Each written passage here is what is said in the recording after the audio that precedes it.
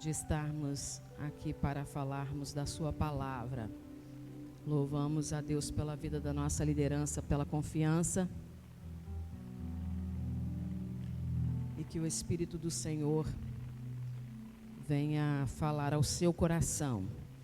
Nós lemos, para quem chegou depois, primeira carta de Paulo aos Coríntios, capítulo 13. Acho que é um dos textos mais conhecidos da Bíblia, né? É o capítulo 13 que fala sobre o amor, o dom supremo de Deus. Mas o que me chama mais atenção foi o versículo 31 do capítulo 12, que nós também lemos a parte B, que diz: eu vos mostrarei um caminho mais excelente. E nós estamos já algumas terças-feiras, ou em alguns cultos, falando sobre a excelência, sobre o poder da excelência. E hoje à tarde nós estávamos estudando e Deus me trouxe esse texto ao coração, na realidade esse versículo. Para mim eu achava que esse versículo estava escrito em Hebreus, mas nós o encontramos porque hoje com o Google, né, a gente acha tudo, né? Glória a Deus por isso. E o apóstolo Paulo, então, ele quando vem para o capítulo 12, o apóstolo fala sobre a unidade da igreja, ele fala sobre a igreja como um corpo, e ele fala de dons espirituais, mas ele fala nesse último versículo de um caminho mais excelente. E o capítulo 13, ele conclui dizendo que caminho é esse, que excelência é essa. E ele fala sobre o amor. E todos nós conhecemos esse texto e nos alegramos, louvamos ao Senhor, porque é um texto que fala muito profundamente aos nossos corações. Mas sabemos que muitas vezes nós erramos porque amamos, às vezes, por palavras e não por obras. E nós precisamos entender que o amor, ele precisa ser mais praticado. Falado sim, porque nós precisamos ouvir. Nosso esposo precisa ouvir, nossa esposa precisa ouvir, nossos filhos precisam ouvir, os pais precisam ouvir, mas nós, além de falar, precisamos também demonstrar o amor. E quando nós, então, pesquisamos sobre o que é excelência, é realizar algo além das expectativas, é você fazer aquilo que está além do seu alcance, além do natural. E quando nós executamos nossas atividades com excelência, nós revelamos um bom testemunho que aponta para Deus. Agora eu gostaria que você abrisse a palavra do Senhor ainda em Colossenses, capítulo 3. Vamos ficar aqui um momento com as cartas de Paulo. Glória a Deus. Colossenses capítulo 3. Glória a Jesus. Aleluia. Eu gostaria que, sentado como vocês estivessem, que vocês lessem devagar, pausadamente, para nós entendermos a palavra do Senhor. Amém, queridos? Podem ler o primeiro versículo.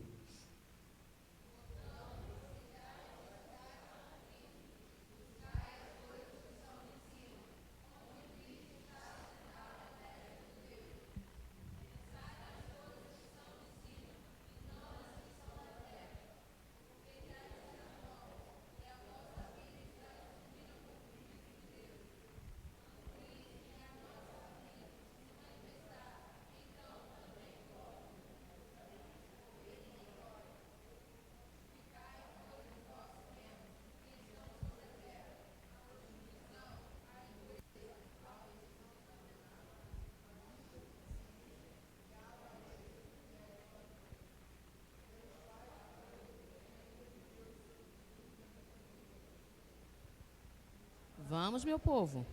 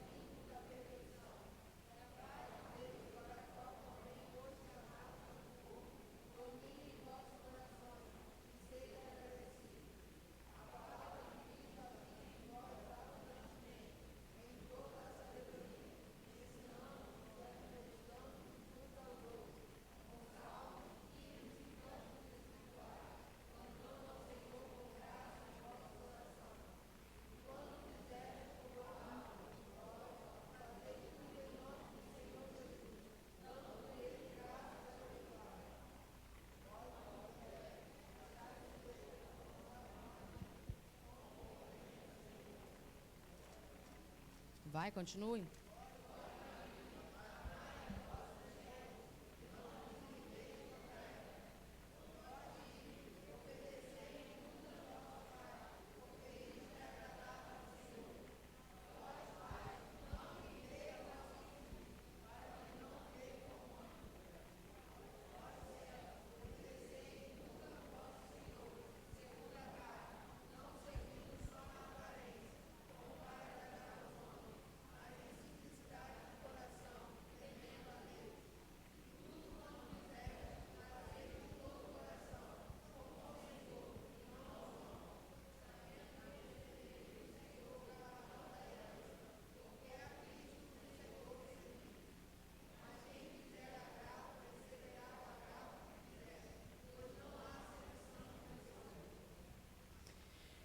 Glória a Jesus. Por que nós lemos o capítulo 3 de Colossenses, né? Às vezes alguém pode estar questionando, mas o que tem isso a ver com a excelência? Queridos, nós somos cristãos. Nós somos servos de Deus. E nós precisamos entender que nós representamos a Cristo. E nós, para fazermos isso, nós precisamos conhecer o Senhor e precisamos viver como Cristo, Ele viveu. Nós vamos ver aqui no capítulo 3 de Colossenses, que o apóstolo Paulo, ele nos orienta como deve ser o viver de um cristão. Mas fala de casamento, fala de trabalho, é porque o cristão, ele não deve dar testemunho de cristão somente na igreja. Ele deve dar testemunho de cristão na igreja, ele tem que dar testemunho de cristão na família, ele tem que dar testemunho de cristão no trabalho. E observem o versículo 23, queridos, leiam novamente, por favor. Versículo 23.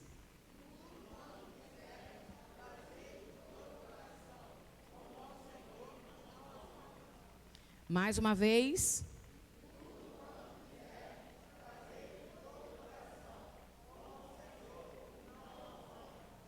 Fazeis de todo o coração como para o Senhor e não para homens. Ainda o versículo 24, somente a parte final. Vamos lá. A Cristo. Mais uma vez. A Cristo, o Senhor, é que estais servindo. A nossa maior dificuldade é que nós absorvemos dos textos bíblicos aquilo que é conveniente para nós. Aquilo que é interessante para nós, a gente absorve da palavra de Deus. Aquilo que não é conveniente, aquilo que vai requerer de nós mais esforço, mais dedicação, mais sacrifício, a gente não quer praticar, quando na realidade toda a palavra de Deus ela deve ser praticada. E nós observamos que o apóstolo Paulo ele diz: tudo quanto fizerdes, fazei-o de todo o coração, como para o Senhor e não para homens. E nós, muitas das vezes, paramos de trabalhar para Jesus, de fazermos a vontade do Senhor, de fazermos a vontade de Deus, a obra do Senhor, porque estabelecemos na nossa mente e no nosso coração que estamos fazendo para quem? Para homens. Olhem para mim, por gentileza, queridos. Olhem para mim. Glória a Deus. Glória a Deus. Deus estabelece líderes. Deus estabelece pastores, Deus estabelece homens, e isso não é agora no tempo da graça, desde sempre Deus levantou homens para conduzir o seu povo. De Gênesis a Apocalipse, homens são levantados para conduzir o povo à vontade de Deus. Amém, queridos? Esse é um propósito de Deus. E isso é algo estabelecido pelo Senhor. Amém? Não é vontade de homens. Eu quero ser pastor por causa disso, por causa daquilo outro. Não, porque quem tem temor a Deus sabe que liderar não é nada fácil. Quem é líder de verdade, não estou falando de mercenário, estou falando de líder. Ele sabe que é um processo, que é um chamado árduo, espinhoso.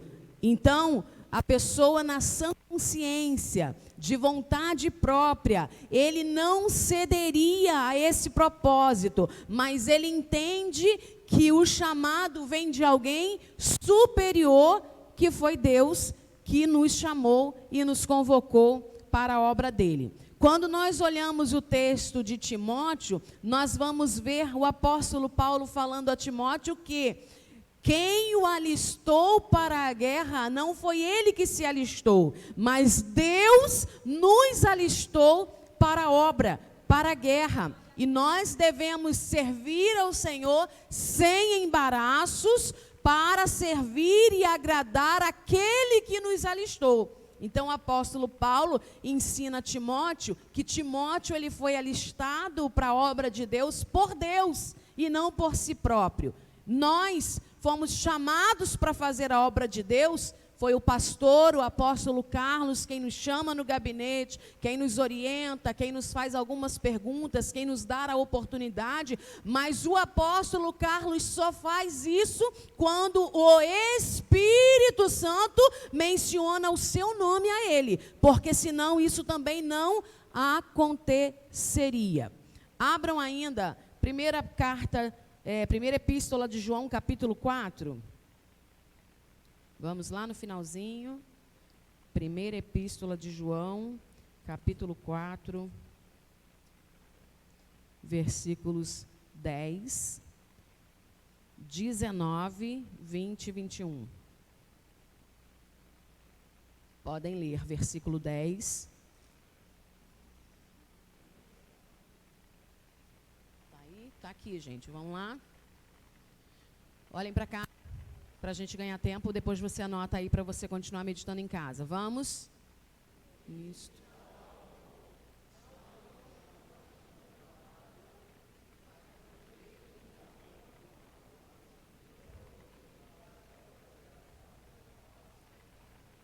Versículo 19.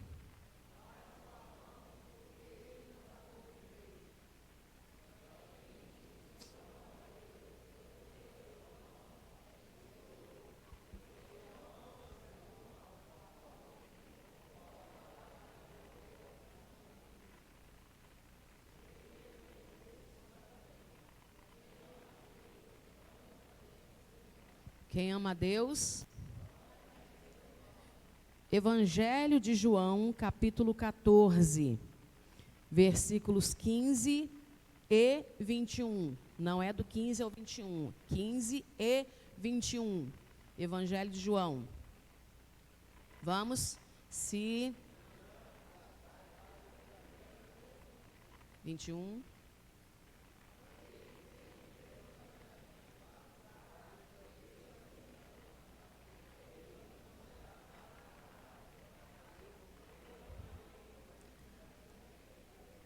Agora eu gostaria que você abrisse ainda em Mateus, capítulo 22, versículos 36 ao 40. Glória a Jesus. Você pode anotar no seu caderno para nós estarmos depois refletindo em casa. Versículos 36 ao 40. Vamos lá?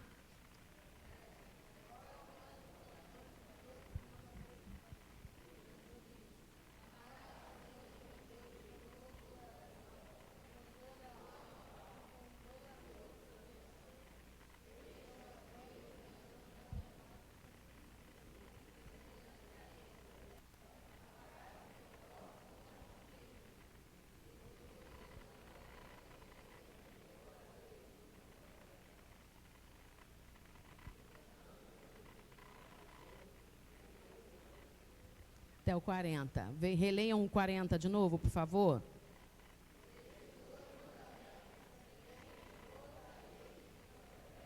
Por que nós lemos esses textos que falam sobre amor? Porque nós sabemos que o amor é a base de tudo. Para nós realizarmos toda a obra, todo o trabalho, seja espiritual, seja em casa, seja no trabalho, olhem para mim, por favor, se não for feito com amor, ele será realizado de qualquer maneira.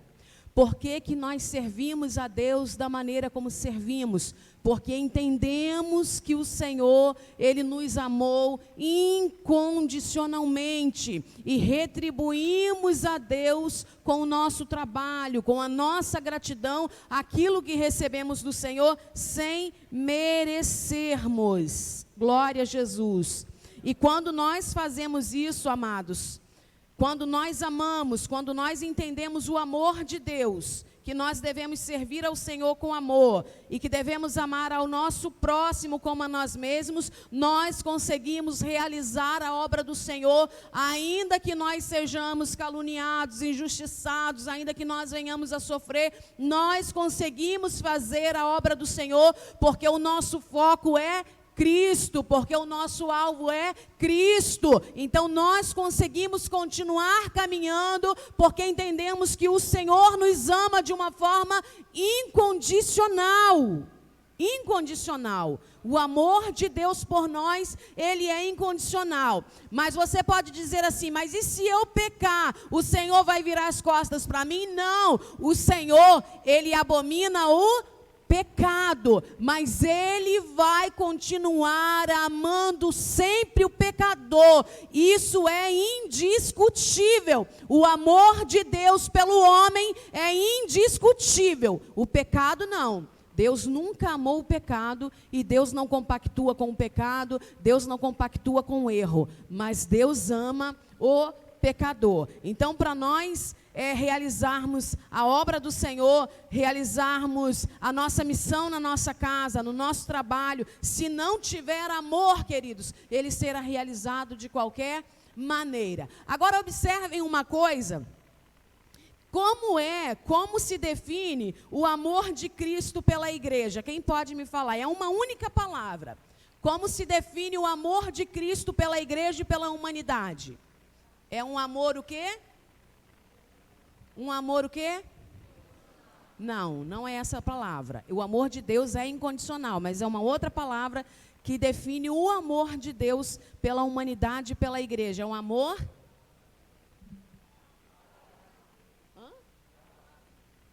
Fala um de cada vez, gente, que eu não estou ouvindo.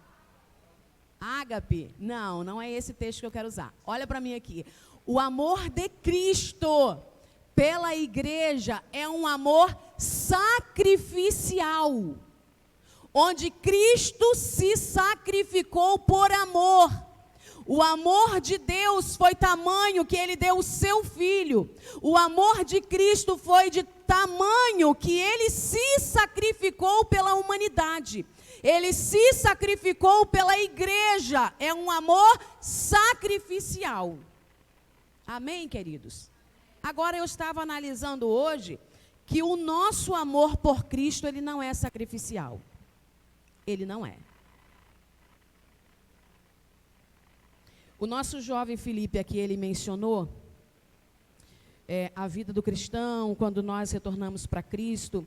E a vida do cristão, para ele se tornar um discípulo de Cristo, um servo de Cristo, olha para mim, não perca seu foco não converse agora não. Para nós nos tornarmos o servo de Cristo que ele deseja, nós precisamos agir de quê? Com renúncia. A palavra diz o seguinte: aquele que quer vir, faz o quê? Negue-se a si mesmo e siga-me. Tome a sua cruz de cada dia e siga-me. Nossa atitude, o nosso comportamento, o nosso amor para com Cristo, ele também deveria ser sacrificial, onde eu me renuncio, onde eu me anulo para viver os propósitos de Deus, para viver a vontade de Deus. Nós até começamos a fazer isso, só que chega um certo momento da nossa caminhada com Cristo, que a gente passa a fazer valer as nossas vontades, os nossos nossos propósitos e logo, logo abrimos mão desse amor sacrificial. Não, eu não vou me sacrificar por Cristo. Não, eu não vou me sacrificar na obra por Cristo. Eu quero fazer valer a minha vontade. Primeiro eu, segundo eu, terceiro eu, e depois pode vir Cristo, a obra e o que quer que seja. Quando na realidade, em primeiro lugar deve vir quem? Deve vir quem, amados? Cristo. Como nós lemos a palavra do Senhor, que nós devemos amar a Deus sobre todas as coisas. O nosso amor pelo Senhor, ele deve ser prioridade. E quando nós fazemos com amor, eu vou dar um exemplo aqui, de uma coisa que muitas pessoas interpretam errado, ou se negam a fazer tal coisa. Exemplo, a submissão de uma mulher pelo seu esposo. Muitas das vezes as pessoas questionam, mas por que você é submissa ao seu esposo?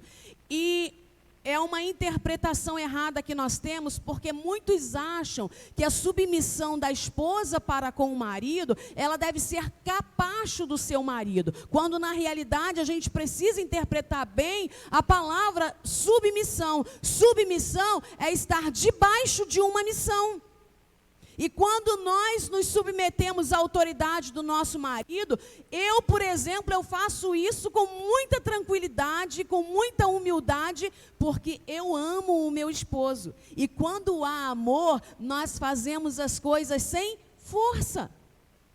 Tudo que eu faço na obra do Senhor, eu nunca questionei Deus. Eu posso sofrer o que sofrer. Eu amo o Senhor de tal maneira que eu faço o que for preciso para Ele e por Ele. O apóstolo Paulo, alguém pode achar esse texto aqui na Bíblia, eu não me recordo agora aonde está, que ele declara: ainda que eu ame muito e seja menos amado, eu me gastarei na obra do Senhor. É algo, porque o apóstolo Paulo faz isso, porque ele ama a Cristo de forma de gratidão, porque ele recebeu um amor que ele não merecia, ele recebeu uma graça que ele não merecia, e para retribuir isso, ele serve a Deus também de uma forma incondicional, da maneira como ele consegue fazer.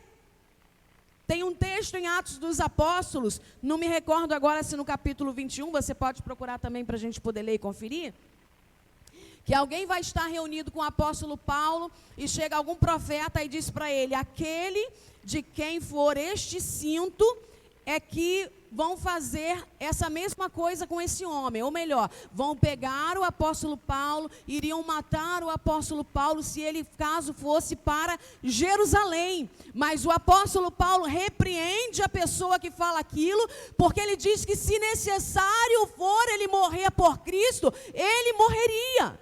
Acharam? Vamos lá, podem ler?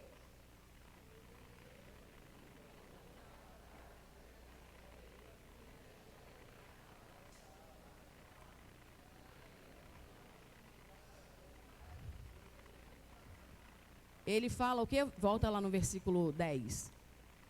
Eu de muito boa vontade, eu me gastarei. Olha, gente, sem murmuração, sem questionamento, de muito boa vontade me gastarei e me deixarei gastar pelas vossas almas, ainda que amando-vos cada vez mais e seja menos amado. Líder vive exatamente isso aqui.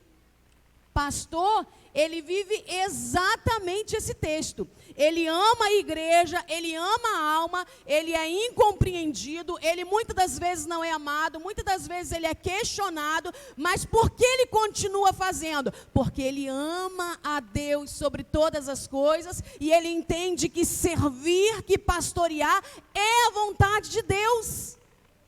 É a vontade de Deus, queridos.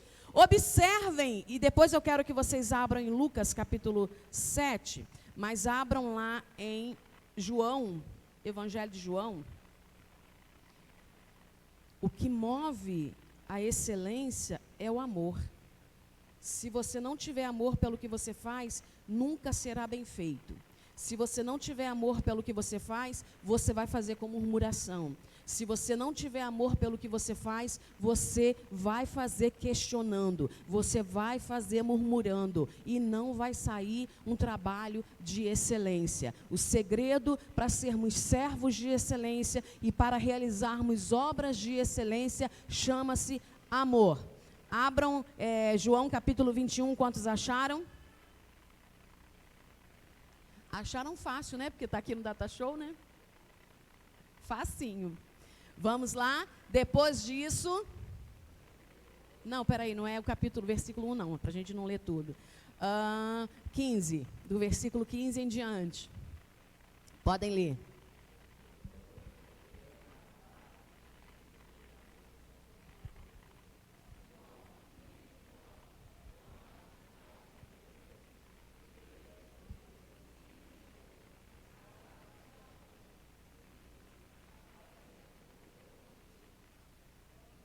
Vamos, gente.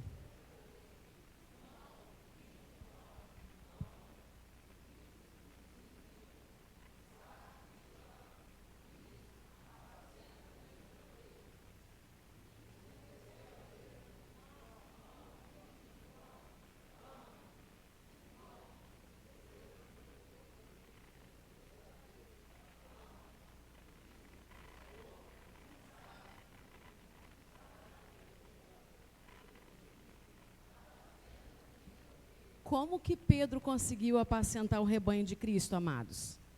Hã? Vamos, gente, vocês não estão aí, não? Por amor. Qual foi a pergunta? Jesus não perguntou para Pedro se ele queria pastorear, perguntou? Jesus perguntou o que para Pedro? Hã? Porque só amando a Deus sobre todas as coisas é que nós conseguimos realizar a vontade de Deus e cuidar do rebanho de Cristo. Olha para mim aqui, por gentileza, queridos.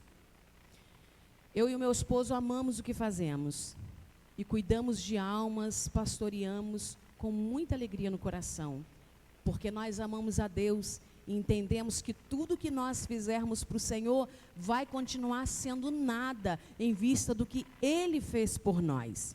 Mas eu vou relembrar aos irmãos aqui uma coisa. O Senhor Jesus, ele perguntou para Pedro qual era o tamanho do amor de Pedro por Jesus.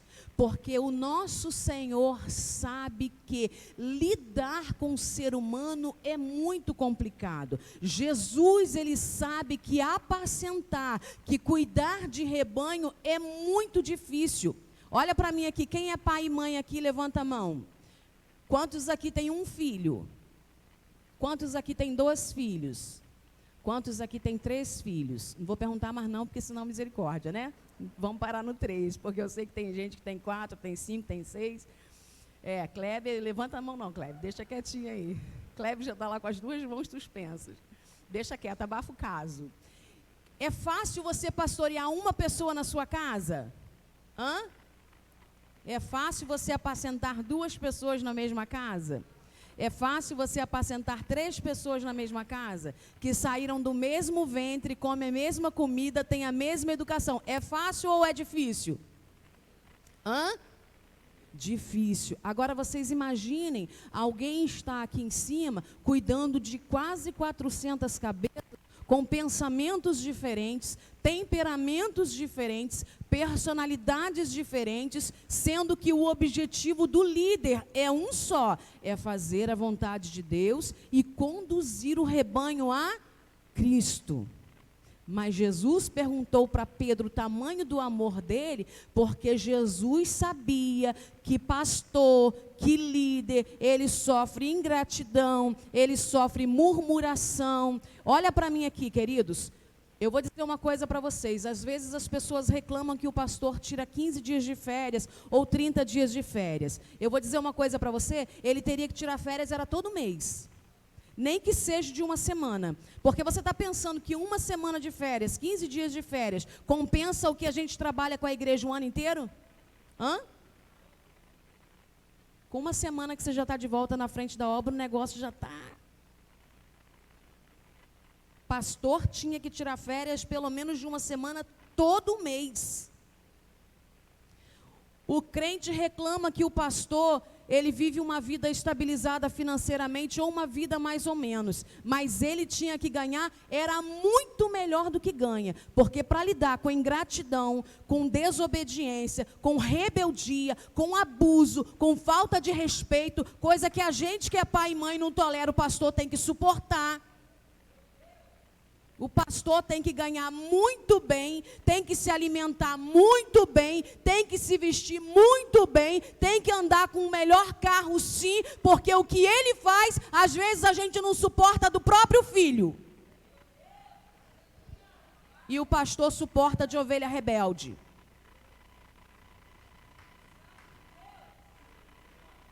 Quando nós vamos para o Antigo Testamento, nós vamos ver o profeta Oséias. Eu quero que você abra lá, por favor.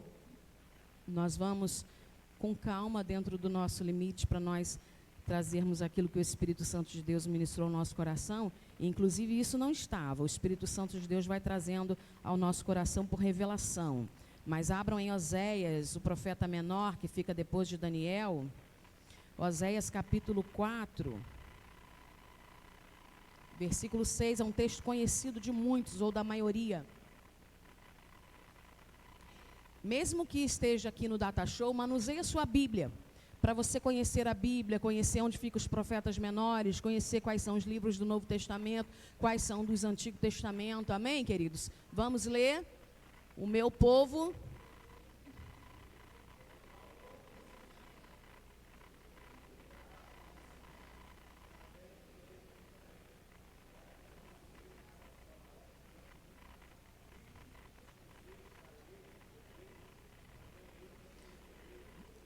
A primeira frase, vamos lá novamente. Mais uma vez.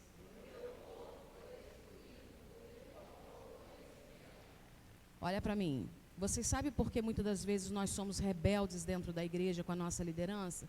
Porque a gente não gosta de ler Bíblia. Porque nós temos preguiça de ler a Bíblia. Porque nós somos relaxados com a leitura da palavra do Senhor. E por nos faltar o conhecimento, olha para mim aqui, ó, a gente não se rebela só contra o pastor, não. Por nos faltar o conhecimento, nós nos rebelamos contra Deus. Ah, mas eu sirvo a Deus independente de estar numa igreja ou não. Está errado, falta conhecimento. A Bíblia não manda você ser pastor do seu nariz. A Bíblia não manda você ser pastor de você mesmo. A Bíblia manda você congregar, a Bíblia manda você se sujeitar a uma liderança, porque quem vai prestar conta da sua alma a Deus é o pastor, quem vai prestar conta da sua família a Deus é o pastor, senão não precisava de líder. Quando nós olhamos o Antigo Testamento, nós vamos ver Deus levantando Abraão, Isaac, Jacó, os patriarcas. Depois dos patriarcas, Deus então levanta juízes. Depois dos juízes, Deus levanta rei. Antes disso, Deus levanta os profetas, levanta os sacerdotes. Mas sempre Deus levanta um homem para ele usar, para fazer o que Deus estabeleceu, o que Deus tem proposto desde antes da fundação do mundo. Deus conta com homens, Deus chama homens. Os anjos quiseram realizar a obra do Senhor, mas Deus não deixou. Embora os anjos sejam seres ministradores, sejam os seres que são enviados pelo Senhor para realizar a obra de Deus, existe uma missão estabelecida para nós, homens, para líderes, que Deus não permitiu os anjos realizarem. Os anjos são seres ministradores. Eles vivem exclusivamente a serviço de Deus. Eu não posso dar ordem para anjo, porque anjo não recebe ordem de homem. Anjo não recebe ordem de Deus. De pastor, anjo não recebe ordem de profeta, anjo só exerce ordem estabelecida por Deus. Mas nós, homens, líderes, pastores, fomos incumbidos de uma missão que os anjos quiseram realizar e Deus não deixou, que é de pregar, é de evangelizar, é de apacentar, é de cuidar. Então glorifique a Deus quando você for chamado pelo Senhor para uma obra. Quando o seu líder te chamar para uma missão, para uma função, queridos, não tem nem que orar, porque o anjo da igreja já orou e Deus falou ao coração dele. Quando o anjo da igreja chamar o teu nome, você só tem que dizer, eis-me aqui. E servir a Deus e servir a igreja onde você está. O problema é que a igreja não lê Bíblia. Nós somos preguiçosos, nós somos relaxados com a administração do nosso tempo. E por não ler Bíblia, nós somos levados por ventos de doutrina. Nos tornamos rebeldes dentro da igreja, nos tornamos desobedientes dentro da igreja, nos tornamos desobedientes dentro da nossa casa, com o nosso pai, com a nossa mãe. Tudo porque nos falta o conhecimento. Abram ainda em Provérbios capítulo 2. E Oséias ainda fala, se você não fechou, volta lá rapidinho. Oséias ainda fala no capítulo 6, que conhecer a Deus é um processo. Eu não tenho só que levantar a minha mão para Jesus, sou crente, me batizei, agora glória a Deus, aleluia, não. O profeta Oséias, ele ainda diz no capítulo 6, versículo 3, eu gostaria que você lesse. Mais uma vez.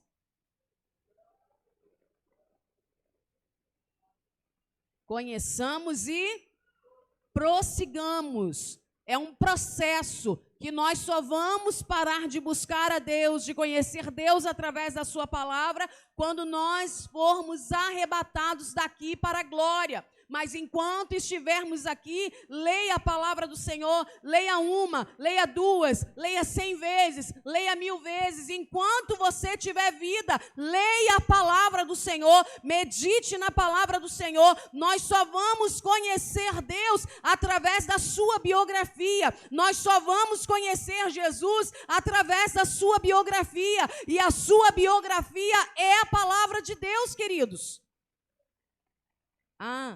Eu quero conhecer Deus. Eu vou lá na profeta Mariazinha que Deus usa. Não vai conhecer Deus assim. Eu vou lá no Joãozinho, que Deus usa Joãozinho, que é uma maravilha. Eu vou conhecer Deus. Não vai. Você vai conhecer Deus nos cultos de ensino. Você vai conhecer Deus na escola bíblica dominical. E você vai conhecer Deus quando você estiver na sua casa, sentado à sua mesa e meditando na palavra de Deus. Aí você vai conhecer Deus. Aí você vai conhecer Deus. Amém? Aonde eu mandei vocês lerem, que eu já até esqueci, Provérbios, capítulo 2. Lembrei, viu? Voltou. Falha, mas volta. Provérbios, capítulo 2. Glória a Jesus. Filho meu, se aceitares as minhas palavras e esconderes contigo os meus mandamentos, para fazeres atento à sabedoria o teu ouvido, e para inclinares o coração ao entendimento, e se clamares por inteligência e por entendimento alçares a voz, se buscares a sabedoria como a prata, e como a tesouros escondidos procurares, então entenderás o temor do Senhor e acharás o quê? O conhecimento de Deus. Porque o Senhor dá a sabedoria da sua boca, vem a inteligência e o entendimento. Ele reserva a verdadeira sabedoria para os retos. É escudo para os que caminham na sinceridade. Guarda as veredas do juízo e conserva o caminho dos seus santos. Então entenderás justiça, juízo, equidade e todas as boas veredas. Porquanto a sabedoria entrará no teu coração e o conhecimento será agradável à tua alma. Nós precisamos buscar de Deus a sabedoria, buscarmos de Deus o conhecimento de Deus, e isso é um processo. Então nós erramos, como nós estávamos falando de líderes, de pastores, porque achamos que pastor, ele tem que viver de forma miserável. Quando nós vamos ler a palavra de Deus, nós vamos ver que os líderes, que os sacerdotes, que os levitas, eles foram chamados para viver única e exclusivamente pela obra de Deus. Quando nós vamos ver a repartição das terras em herança às tribos, nós vamos ver que a tribo de Levi, ela não recebeu herança nenhuma. Deus estabeleceu através de Moisés, olhem para mim e não riam, porque se você ficar brincando na hora do culto, é por isso que você não absorve a palavra de Deus. E você rindo e brincando na hora da pregação, você sai da igreja pior do que quando você entrou. E aí você murmura contra a pregação, você murmura do culto, porque você está fazendo a coisa errada na hora que está na casa de Deus. Quando o culto acabar, você vai ter 1, 2 horas para brincar na porta da igreja, para conversar, para rir, para zoar, para você fazer o que você quiser. Mas aqui não. Não tire a atenção de quem quer prestar culto.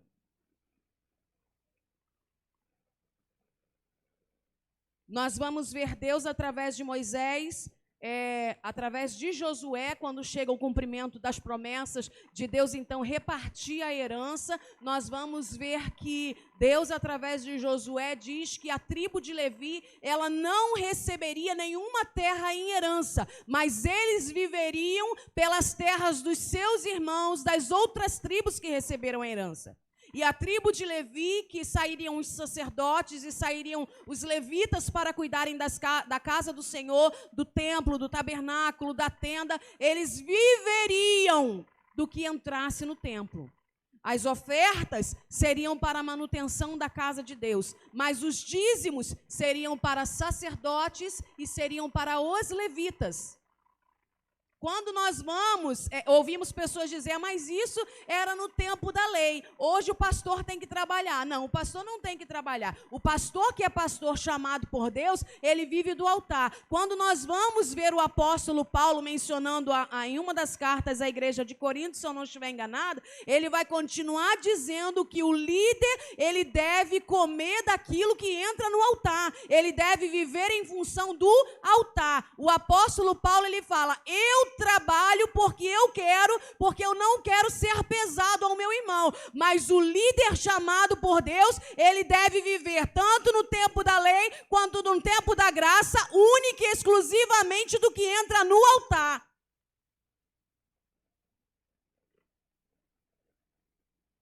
Tempo da lei, tempo da graça, Antigo Testamento, Novo Testamento.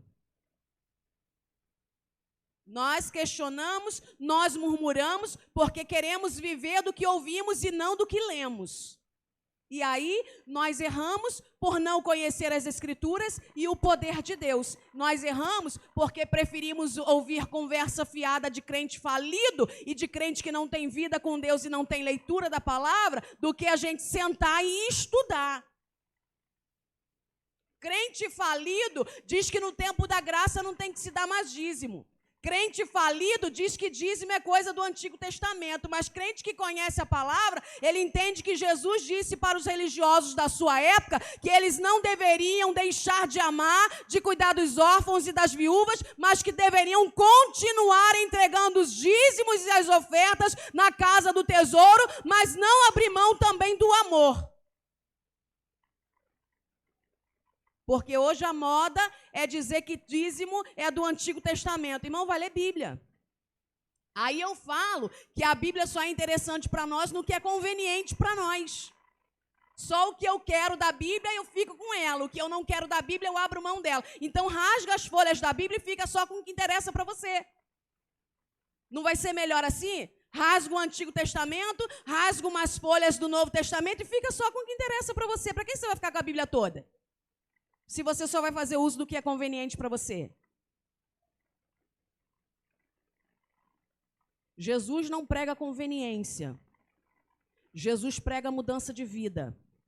Jesus não prega conveniência. Jesus prega transformação. Jesus prega mudança de caráter, mudança de temperamento, mudança de personalidade. Jesus diz que para entrar no céu a porta continua estreita. Jesus diz que para entrar no céu o caminho continua apertado. Jesus diz que para entrar no céu o caminho continua estreito e a porta apertada.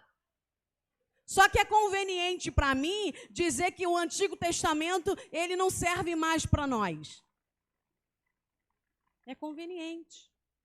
Não interessa mais. Interessa o tempo da graça. Mas no tempo da graça, queridos, eu quero te relembrar que Jesus ainda mata. Jesus mata? Mata. Ananias e Safira foram mortos no tempo da graça. É. Graça. Eu quero te relembrar que no tempo da lei, os que eram pegos em ato de adultério eram apedrejados. No tempo da lei, meu Deus, que coisa dura, mas no tempo da graça não tem isso não tem mesmo não. No tempo da graça, se você só olhar, você já adulterou. Tempo da graça, tempo da graça. Tempo da graça. Jesus, que é amor, Jesus é amor, mas também é fogo consumidor. No tempo da graça, ele disse isso. No tempo da graça, Jesus disse que ele não veio abolir a lei, ele veio cumprir. Tempo da graça, ele veio cumprir a lei, ele não veio para abolir. Por que eu quero abolir aquilo que não me interessa? Então, para nós fazermos a obra de Deus com excelência, nós temos que ter o quê? O quê? O quê, amados? Que é o vínculo da perfeição, como o apóstolo Paulo ele disse. Segundo, para nós fazermos a obra de Deus com excelência, nós precisamos ter o quê? Conhecimento de Deus. Conhecimento de Deus. Para nós realizarmos a obra com excelência, nós precisamos de quê? Primeiro, segundo, conhecimento de Deus. E nós só vamos adquirir conhecimento de Deus buscando-o através da sua palavra e através da oração. Agora sim, abram em Lucas capítulo 7. Meu Deus, esse texto é poderoso. Nós vamos ver a diferença. Eu vejo nesse texto a diferença de quem serve a Jesus por servir e vejo a diferença de quem serve a Jesus por amor e por excelência. Convidou-o um dos fariseus para que fosse jantar com ele. Jesus, entrando em casa de fariseu, tomou lugar à mesa. E uma certa mulher da cidade, uma pecadora, sabendo que ele estava à mesa na casa do fariseu, o que ela fez? O que ela fez, gente? Quebrou o vaso de alabastro com unguento. E estando por detrás aos seus pés, chorando, regava-o com suas lágrimas e enxugava com seus próprios cabelos e beijava-lhe o quê? Os pés e os ungia com unguento.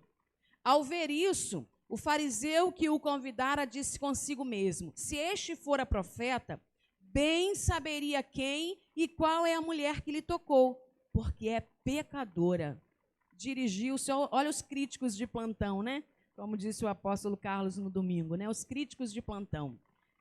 Bem saberia quem e qual é a mulher que lhe tocou, porque é pecadora. Dirigiu-se Jesus ao fariseu e lhe disse: Simão, uma coisa eu tenho a dizer-te. E ele respondeu: dize-a, mestre.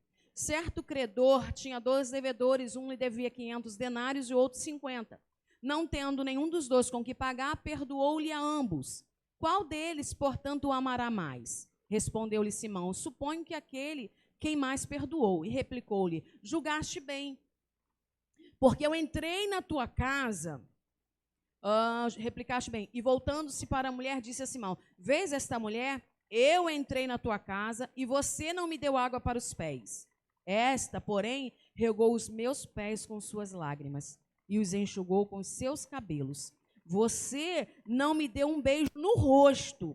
Ela, entretanto, desde que eu entrei na sua casa, ela não cessa de me beijar os pés. Você não me ungiu a cabeça com óleo, mas essa com bálsamo ungiu os meus pés. Por isso te digo que perdoados lhe são os seus muitos pecados, porque ela muito amou. Mas aquele a quem pouco se perdoa, pouco ama. Então disse a mulher: perdoados são os teus pecados. E os que estavam com ele à mesa começaram a dizer entre si: quem é este que até perdoa pecados? Mas Jesus disse à mulher: a tua fé te salvou, vai em paz. Agora vamos observar os detalhes da palavra que Jesus ele deixou registrado para nós. Isso é bom porque Jesus nos ensina a aprender com os erros e acertos dos outros. Jesus entrou na casa de quem? De Simão. Simão deveria receber Jesus com todas essas honrarias. Mas Simão, ele convida Jesus por curiosidade, simplesmente por convidar. Então, ele não consegue servir a Jesus da maneira que Jesus ele merece ser servido e da maneira como Jesus merece ser honrado. E aí, queridos, olha para mim aqui, por favor. Quando a gente está dentro de uma igreja que a gente não está focado, que a gente não tem propósito, a gente simplesmente entra dentro da casa de Deus, a gente murmura de tudo que a gente vê, de tudo que a gente ouve e sai da igreja pior do que quando a gente entrou, porque a gente entra sem foco, a gente entra sem propósito, a gente não vem aqui para adorar a Jesus. Porque quando a gente entra dentro de uma igreja para adorar Jesus, pode alguém errar o hino que ele está lá, glória a Deus e aleluia. Pode alguém falar uma palavra errada no microfone que ele está dizendo, tu és fiel, Jesus, eu recebo a sua palavra não volta para o Senhor vazia, ainda que ela venha escrita, falada certa ou errada, é a palavra do Senhor e eu recebo. Mas não, quando a gente serve a Jesus de qualquer maneira, a gente diz, olha lá, vem a bispa de novo. Eu não aguento a pregação da bispa. Mas o apóstolo não podia pregar hoje. O apóstolo tem uma palavra assim, né? Que tem fogo, né? Que tem unção. A bispa de novo. Tem gente que quando sabe que é a bispa que vai pregar já... É a bispa de novo, gente. É a bispa de novo.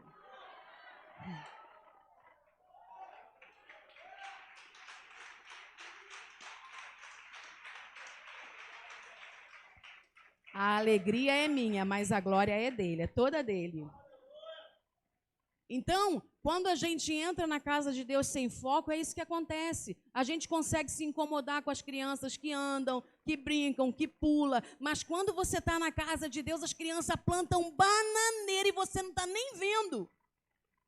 Porque você está focado, você está cultuando e ninguém, nada consegue tirar o teu foco. Você veio adorar a Deus, você veio prestar um culto de excelência, você não veio para fazer da igreja um ponto de encontro, você não veio para fazer da igreja um ponto de ação social, de encontro social, você veio para adorar a Deus, porque só você e Deus sabe que luta você enfrentou para entrar aqui dentro dessa casa hoje. Os trabalhos cansados, muitas afrontas, cansaço físico, afronta do diabo, tribulação no trabalho, às vezes o sistema dá um erro, só você sabe como você fez para entrar por essas portas. É por isso que quando você entra aqui, você entra focado. Jesus renova as minhas forças.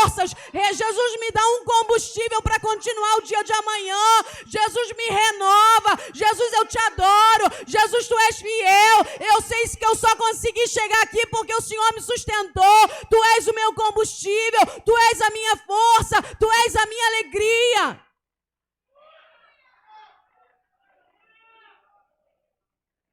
E aí Deus conhece o teu coração, Deus te renova, Deus te restaura. Quantas vezes eu entro dentro da casa de Deus, dobro o meu joelho e eu falo para Deus, Senhor, eu estou um bagaço hoje.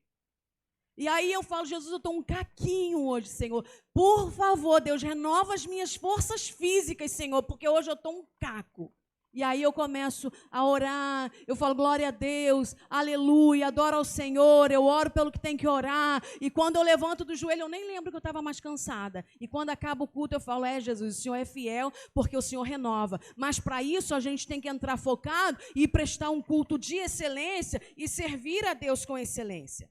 Então, a excelência, viver uma vida de excelência, prestar um culto de excelência, fazer obra de excelência, é uma escolha, queridos.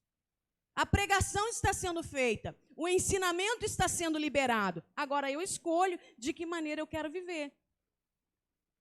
Eu escolho de que maneira que eu quero viver.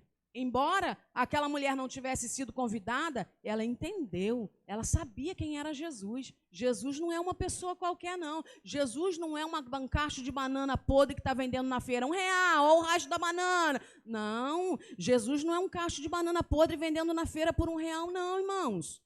Jesus é Jesus, é o nosso Salvador, é o nosso Senhor, é o Filho de Deus. Ele não pode ser servido de qualquer maneira, não. Eu escolho servir a Deus com excelência, porque o sacrifício que Ele fez na cruz do Calvário foi um sacrifício único, mas foi o sacrifício de excelência. Se nós observarmos, nós vamos ver que no Antigo Testamento, o sacrifício para perdão dos pecados, ele tinha que ser feito anualmente. Os animais anualmente teriam que ser sacrificados para que o sacerdote ofertasse a Deus o sangue, ofertasse a Deus os animais, ofertasse a Deus o bode no templo, orasse por um bode expiatório para mandar ele pelo deserto, como se os nossos pecados estivessem indo embora para o deserto, mas era um sacrifício que tinha que ser feito todo ano. Todo ano. Mas levante sua mão para o céu. E Jesus disse que era impossível que sangue de bode pudesse remir alguém, pudesse perdoar pecado de alguém. Mas eu quero te dar uma boa notícia. O sangue de Jesus foi derramado na cruz do Calvário. O sangue de um cordeiro imaculado, de um cordeiro puro, de um cordeiro sem pecado, de um cordeiro sem defeito. Esse sacrifício foi feito de uma vez por todas para nos reconciliar com Deus através de Cristo Jesus. Aplauda ao Senhor Jesus, porque hoje nós estamos aqui, porque esse sacrifício foi feito por Jesus, um sacrifício de excelência.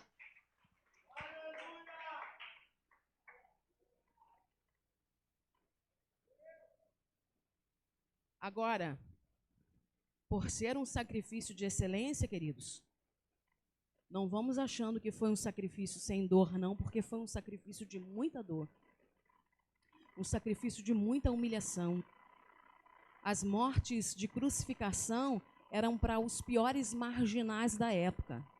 Era a pior humilhação que algum homem poderia receber, era a morte de cruz. E o seu Senhor, o seu Salvador, que não tinha cometido nenhum pecado, o pecado que eu cometi, que você cometeu, que eu cometo, que você comete, esse homem chamado Jesus não cometeu nenhum pecado, mas ele escolheu morrer no meu lugar, ele escolheu morrer no seu lugar para nos dar direito à salvação e à vida eterna. E você ainda vai escolher servi-lo de qualquer maneira? Então, a palavra cristão significa pequeno Cristo. Isso significa que, ao nos aliançarmos com Cristo, devemos andar como Ele andou. Abram em 1 João, capítulo 2, versículo 6. Rapidamente, está aqui, vamos. 1 João, capítulo 2, versículo 6. Quem diz que está em Cristo, deve também andar como Ele andou. Rapidamente, 1 Pedro, capítulo 2, versículo 21. 1 Pedro 2, 21. Vamos lá?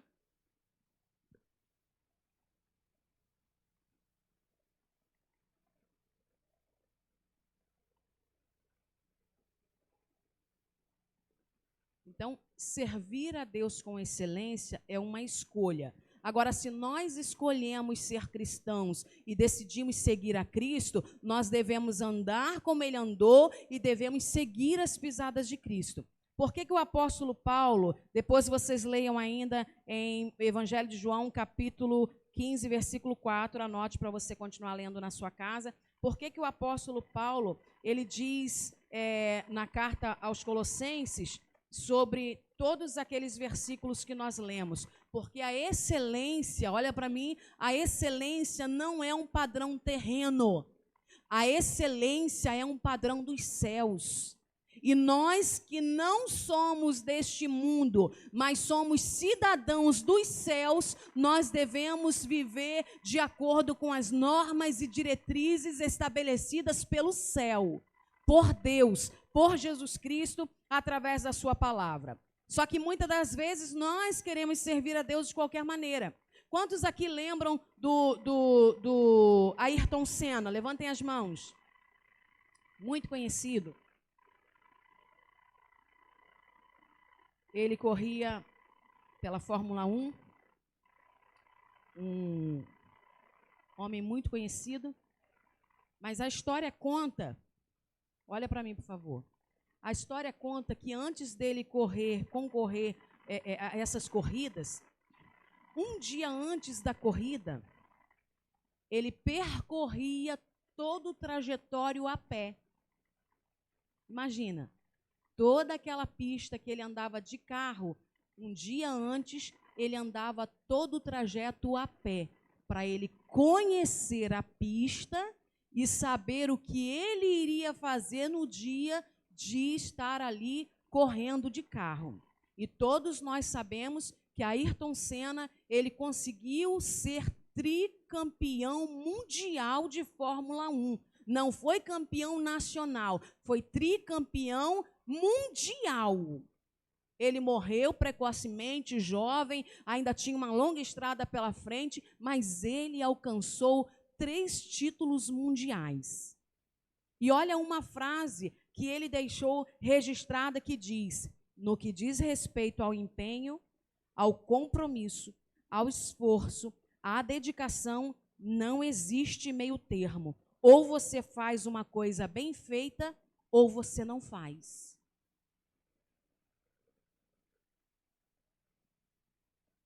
Não tem meio termo, queridos, para fazermos as coisas com excelência.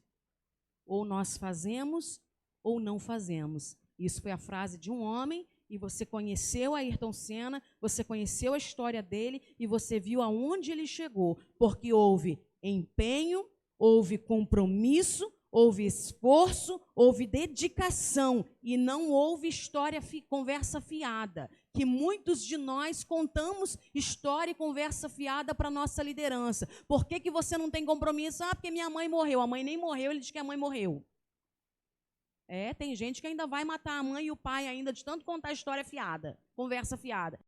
Minha mãe morreu, minha mãe está quase morta. Mentira, porque não tem compromisso, porque é relaxado com as coisas de Deus, porque não quer ter esforço. Aí, olha para mim, por gentileza, a gente volta lá para o Evangelho de Lucas, quando nós lemos sobre Jesus entrando na casa de Simão e a pecadora, ela vai adorar a Deus. Ela entende que Jesus merece a melhor adoração, que para servir ao Senhor não tem preço, para ofertar a Deus não tem preço, não tem condições. Eu não imponho condições para servir a Deus, eu não imponho condições para adorar ao Senhor, eu não imponho condições para ofertar, para dizimar na casa de Deus, porque Deus para te abençoar, Jesus para te abençoar, Ele não impõe condições, Ele te abençoa, abençoa a sua casa, abençoa a sua família, e todos nós somos sabedores que nós não merecemos nenhuma bênção de Deus,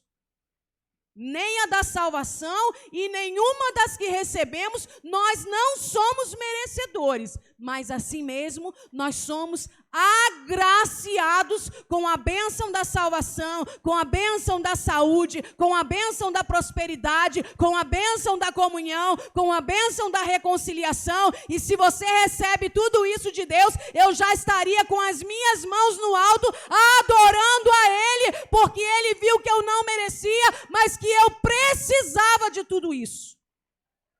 E Ele me agraciou. E eu vou impor condição para servir ao meu Senhor, para servir ao meu Mestre, que me perdoou dos meus pecados. Aquela mulher, ela disse, não tem nada que seja caro, é para Jesus, eu vou dar o melhor, é o vaso de alabastro, é para Ele merece, Ele teve misericórdia de mim, Ele me liberou paz. Olha para o texto lá de Lucas, quando Jesus fala com aquela mulher, os teus pecados te são perdoados. Ele disse para ela, vai em paz. Queridos, paz tem preço. Você compra paz no mercado, você compra paz na farmácia, você consegue comprar saúde com o dinheiro que você gasta na farmácia com medicamentos, queridos?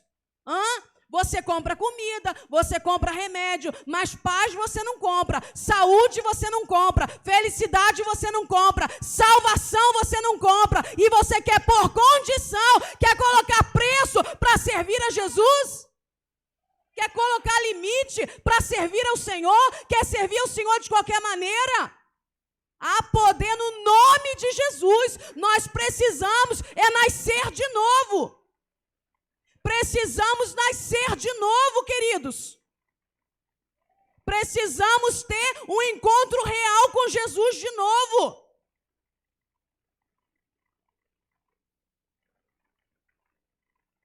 Lamentavelmente, é dessa forma que muitos de nós escolhemos viver. Então, excelência, viver com excelência é uma escolha. Você escolhe viver ou não. O que eu tenho dito para Deus, como o apóstolo Paulo lhe disse, eu me gastarei e me deixarei gastar. Ainda que me amem ou não me amem, eu sei quem me chamou. Eu sei quem morreu na cruz do Calvário por mim. Eu vou continuar servindo ao Senhor. Eu vou continuar adorando ao Senhor. Eu vou continuar trabalhando para Jesus como Ele quer que eu trabalhe. Eu vivi muitos anos da minha vida me anulando. Me anulando em que sentido? No sentido do chamado. A pastora Alessandra está aqui, ela nos conhece já há alguns anos. Pastor Walter, nossa irmã Ana, presbítero Francisco e a minha família. Ninguém melhor do que a minha família, principalmente o meu esposo, que tanto lutou para eu chegar onde eu estou hoje, né? Tem Cristina, minha cunhada, que está aqui, nos conhece há 26 anos, e tantas outras pessoas. E os irmãos sabem que eu levei 10 anos servindo ao Senhor sem aceitar o chamado de Deus para a minha vida. Nunca pensei em me desviar, mas nunca fiz uma entrega total da minha vida com relação ao chamado e à obra de Deus. E depois desses 10 anos, nós começamos, então, a orar ao Senhor, a buscar a Deus, e nós, então, começamos a ver já Deus agindo na nossa vida de uma forma especial e com um cuidado muito especial. Mas, ainda assim, não era o que Deus tinha para a nossa vida. Tem aqui Cleide, então, principalmente, né? E nós começamos a orar ao Senhor. Ainda assim, não era o que Deus queria. Não era o que Deus tinha já projetado para a nossa vida. Mas nós entendemos que todas as coisas, digam comigo, todas as coisas cooperam. Vamos? Vamos mais uma vez.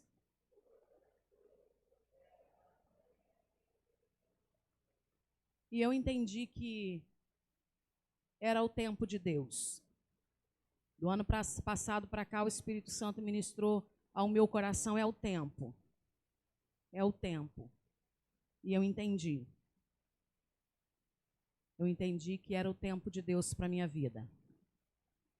E eu disse sim ao chamado de Deus. Porque os irmãos sabem que eu sempre fui esposa de pastor, mas nunca exerci a minha liderança com cuidado de algumas tarefas como eu precisava fazer. Graças a Deus, pastora Alessandra está aqui, sempre trabalhou na obra do Senhor com muita dedicação, com muita fidelidade, com muita lealdade, nunca passou por cima de mim, nunca passou por cima do apóstolo, muito pelo contrário, sempre com toda a obediência, sempre com todo o zelo com a obra de Deus, cuidado com a minha vida. Mas esse ano, o ano passado, Deus ministrou ao meu coração, é a sua hora. E eu disse para Deus, eis-me aqui, Senhor. E eu escrevi no caderno de oração nessa campanha de 6 dias de culto para 6 meses de bênçãos. Esse foi um dos pedidos que eu botei no caderno de oração. Falei, o Senhor tem essa obra com a minha vida. E uma das coisas que eu até estava pensando hoje, a gente quando quer alguma coisa de Deus, uma confirmação, a gente costuma dizer assim, Senhor, se o Senhor me ama, se o Senhor tem um chamado comigo, se o Senhor quer que eu faça isso, confirma o meu coração. Irmãos, eu diante de Deus, eu nunca consegui fazer essa oração. Porque quando a gente fala se, é porque a gente tem dúvida do chamado, a gente tem dúvida do amor. E quando eu tento fazer esse tipo de oração, eu falei, não, Senhor, não precisa. Eu sei que o Senhor me ama. Não, Deus. Eu sei que o Senhor me chamou. Então não precisa confirmar. Está aqui, estou aqui, eu vou fazer, eu vou obedecer. Porque quando a gente coloca se, a gente tem dúvida. E eu não posso colocar dúvida no amor de Deus. Eu não posso colocar dúvida naquele que me chamou e no chamado que Ele tem para a minha vida. E um dos pedidos de oração que eu fiz naquele caderno foi o seguinte, Senhor, o Senhor tem esse chamado para a minha vida. Eu desejo que o Senhor libere essa unção de liderança sobre mim. A mesma unção de liderança que o Senhor deu ao apóstolo, eu quero sobre a minha vida. Foi o pedido que eu coloquei no caderno. E eu glorifico a Deus, porque Deus tem trabalhado na minha vida dessa forma. Eu sei que às vezes eu falo assim, meu Deus, a gente pede muita coisa e depois a gente né? Porque 220, né? Eu 110, mas a gente chega lá nos 220 e a gente consegue.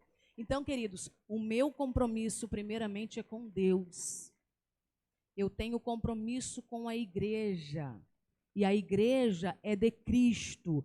E eu vou exercer a minha liderança com excelência, com dedicação, com amor, com zelo, com respeito. E todos aqui sabem que eu respeito uma criança e respeito os anciãos, mas eu vou exercer a liderança que Deus me deu, quer queiram, quer não, quer gostem, quer não, porque o meu compromisso é com Ele.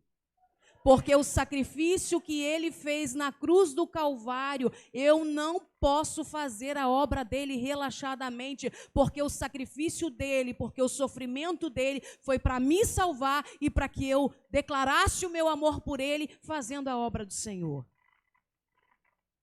E eu decidi, eu escolhi fazer a obra de Deus com excelência. Embora a gente saiba que isso cause muitas dificuldades dentro de uma igreja, porque existem aqueles que não realizam a obra de Deus com excelência, e quando eles veem outros cristãos fazendo a obra de Deus com excelência, eles dão lugar ao diabo para murmurar, para criticar, para tentar paralisar o crente que faz a obra de Deus com excelência. Levanta sua mão para o céu. Em nome de Jesus Cristo, que você decida realizar a obra de Deus com excelência. Porque aí você vai ver o compromisso que você tem com Deus e você vai parar de perder seu tempo cuidando da vida dos outros. Em nome de Jesus, levanta sua mão. Em nome de Jesus, que o Espírito Santo de Deus te pegue e libere uma unção sobrenatural sobre a sua vida, para você ter compromisso, para você ter zelo, para você ter empenho com as coisas de Deus, para que você tenha zelo com as coisas de Deus e pare de ficar criticando quem faz a obra de Deus com excelência. Não seja como o irmão do filho pródigo, não, irmãos. Não dá lugar para o diabo, não, gente. Ora a Deus, se você não tem uma palavra de ânimo para dar, se você não tem uma palavra de incentivo para dar, faz essa oração assim, ó, a mesma que Davi fez, ó. Senhor, coloca um guarda à porta dos meus lábios. E fala para Deus assim, Senhor, se o que eu for falar não servir para edificação, não deixa eu falar, Espírito Santo. É melhor você ficar quietinho em nome de Jesus do que você abrir a sua boca e sair ofendendo, criticando em nome do diabo.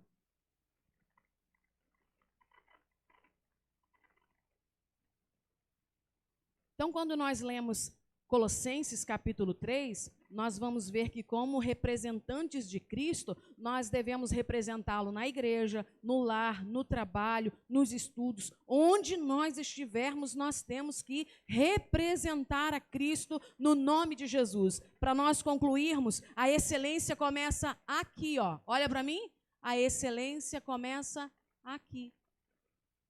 Eu escolho, eu entendo, eu recebo o amor, eu entendo o amor, eu tomo conhecimento de Cristo, eu faço a minha escolha de viver por excelência e eu decido aonde?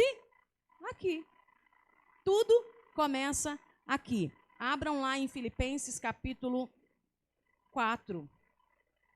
Volta só mais um pouquinho para quem foi para Colossenses. Capítulo 4, versículo 8.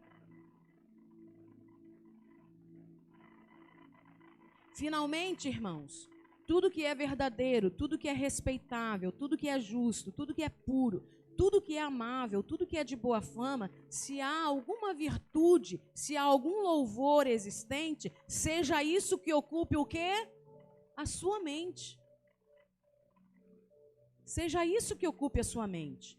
O que também aprendestes e recebestes e ouvistes e vistes em mim, isso praticai, e o Deus de paz será convosco. Nós temos que trazer à nossa mente o que, amados? O que é puro, o que é justo, o que é amável, aquilo que é de boa fama, aquilo que tem virtude. Não dá lugar para o diabo na sua mente não, meu irmão. para pensar coisas ruins do seu líder, do seu irmão. Em nome de Jesus, levanta sua mão para o céu. E declare comigo assim, ó, eu estou do seu lado. Agora vira para o seu irmão e fala para ele, eu estou do seu lado. Mais uma vez, diga assim, eu estou do seu lado. Se você puder segurar, segura na mão do seu irmão. Diga, eu estou do seu lado. Sabe por quê, queridos, que Deus liberou essa palavra para ministrar à igreja? Porque muitas das vezes nós achamos que o meu irmão que está sentado do meu lado é o meu inimigo. Irmãos, quando nós liberamos a palavra do altar, não é para te matar e te ver fora da igreja, não. É para você entender o propósito que Deus tem contigo, o propósito que Deus tem com a sua casa, o propósito que Deus tem com a tua família. Ei, irmão, o apóstolo não é teu inimigo, não, meu irmão. A bispa não é tua inimiga, não, meu irmão. Nós estamos do teu lado. O mesmo céu que eu quero morar, eu quero que você more também. O mesmo céu que eu quero que a minha família entre, eu quero que a sua entre também. Eu estou do teu lado, meu irmão. Nós somos teus amigos, nós somos irmãos. Não sou tua inimiga, não, minha irmã. Desarme-se hoje, em nome de Jesus. Desarme-se hoje, em nome de Jesus. Desarme-se hoje, em nome de Jesus. Que toda resistência contra a palavra de Deus caia por terra. Que toda resistência contra a liderança caia por terra hoje, em nome de Jesus. Em nome de Jesus, em nome de Jesus. Nós estamos no mesmo barco, meu irmão. Estamos lutando para morar no mesmo céu, meu irmão. Você está querendo lutar contra mim? Está querendo lutar contra o seu pastor? Está querendo lutar contra o líder do seu departamento? Vai te converter em nome de Jesus, meu irmão. Que Bíblia é essa que você está lendo? Que céu é esse que tu quer morar, varão? Que céu é esse que tu quer morar, varoa? Que céu é esse que tu tá querendo que tua família entre? Se tu fica de mal com teu marido, fica de mal com tua esposa, desobedece teu pai, desobedece tua mãe. Vai nascer de novo em nome de Jesus. Vai trazer para sua mente o que dá esperança. Vai trazer para tua mente o que é puro, o que é justo, o que é reto, o que é amável. Traga a palavra de Deus para tua mente, que você não vai dar lugar pro diabo.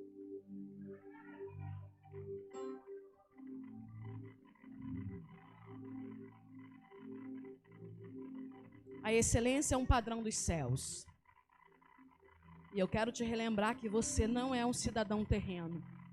Quando nós lemos o Evangelho de João, capítulo 17, Jesus fazendo a sua oração a Deus, Jesus ele disse, Senhor, guarda-os, porque eu vou para o Senhor, mas eles são meus, eles não são do mundo como eu do mundo não sou. Abram lá rapidamente para a gente finalizar. Nós temos outros versículos para citar, mas o tempo, graças a Deus, está passando. Isso é sinal de que a vinda do Senhor está muito próxima, e que logo, logo o papai vai nos buscar para nos levar de volta para casa. Evangelho de João, capítulo 17, versículo 12 em diante, diz assim, quando eu estava com eles, guardava-os no teu nome que me deste, e protegi-os, e nenhum deles se perdeu, exceto o filho da perdição, para que se cumprisse a escritura.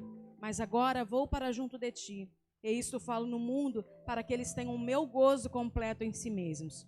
Eu lhes tenho dado a tua palavra, e o mundo os odiou, porque eles não são do mundo, como eu também não sou do mundo. Não os peço que os tire do mundo, e sim que os guarde do mal. Eles não são do mundo, como também eu não sou. Santifica-os na verdade. A tua palavra é a verdade. Assim como tu me enviaste ao mundo, também eu os enviei ao mundo. E é a favor deles que eu me santifico a mim mesmo, para que também eles sejam santificados na verdade. Não rogo somente por estes, mas também por aqueles que vierem a crer em mim, por intermédio da sua palavra. Coloquem-se de pés, por gentileza, queridos. Que o Espírito do Senhor ministra o seu coração que precisa ser ministrado. Que todas as cadeias espirituais sejam quebradas essa noite. Todas as cadeias espirituais, toda resistência contra a palavra, toda resistência contra a liderança, que seja quebrado nessa noite em nome de Jesus. E o jugo será despedaçado por causa da unção. E essa unção está sendo liberada nessa casa. Essa unção é liberada nessa casa já há 13 anos e vai continuar sendo liberada. A fonte está jorrando desse altar. A fonte continua jorrando. Há 13 anos essa fonte jorra. Há 13 anos essa fonte jorra. E vai continuar jorrando até o dia que Deus determinar que cessou o nosso tempo aqui na terra. Você que quer, você que recebe, você que determina que o seu coração é uma terra fértil, Deus vai realizar coisas grandes, coisas firmes. Deus vai realizar grandes obras na sua vida. Levante suas mãos aos céus. Tem cura de Deus para a sua vida. Tem cura de Deus para a tua casa, irmã Cláudia. Tem cura de Deus para a tua casa, meu irmão. Tem renovo de Deus chegando para a tua casa. Tem renovo chegando para a tua vida. Tem restauração, tem avivamento, tem milagre batendo na sua porta. Tem milagre de Deus batendo na tua porta. Para você que tem um coração que é terra fértil e que não abre mão da palavra de Deus. Para você que não abre mão de morar no céu, tem milagre de Deus chegando para você.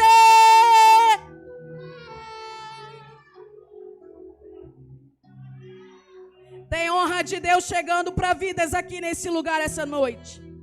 Tem sobrenatural de Deus chegando para vidas aqui nesse lugar essa noite. Oh, Deus de milagre está neste lugar. O Deus de honra está neste lugar. O Deus de restauração está neste lugar. O Deus do avivamento está neste lugar. O Deus de cura está nessa casa. O Deus que abre porta está neste lugar.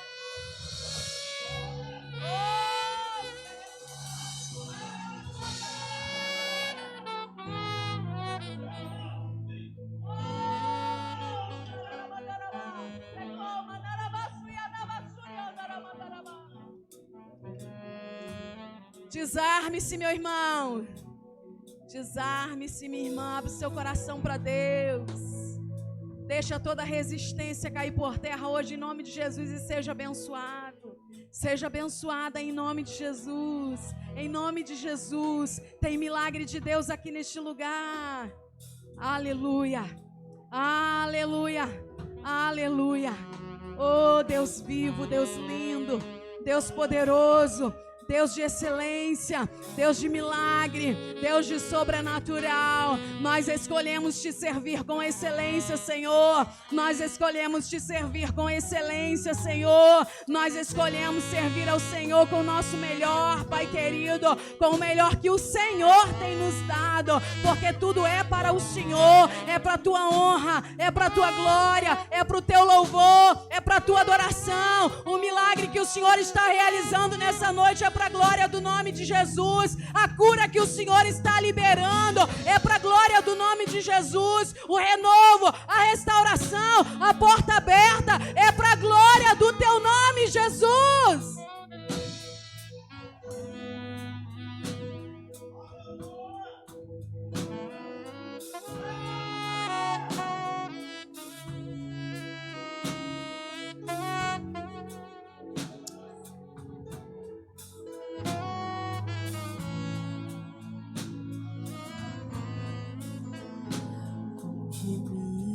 Que palavras não podem explicar.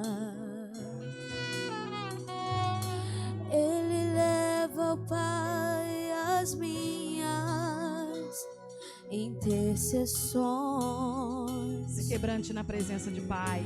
Quando dobro os meus joelhos em meio às tribulações, Ele ouve o gemido do meu coração. Ó Jesus, a ti confesso, não dá pra viver sem sentir tua presença no meu ser. Sou eterno dependente ser humano tão carente. Estou de novo aqui e quero teu poder. Ainda que pra te servir, Jesus, eu tenha que chorar. Te servirei, porque comigo estarás. Sofrer contigo é bem melhor do que errar.